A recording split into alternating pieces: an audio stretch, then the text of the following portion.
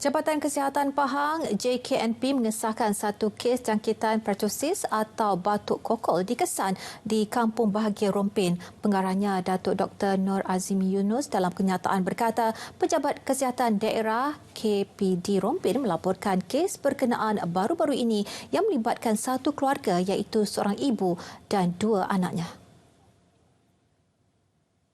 Bagaimanapun, kesemua ahli keluarga tersebut berada dalam keadaan terkawal. Beliau berkata semua pesakit telah diberi rawatan dan berada dalam keadaan stabil.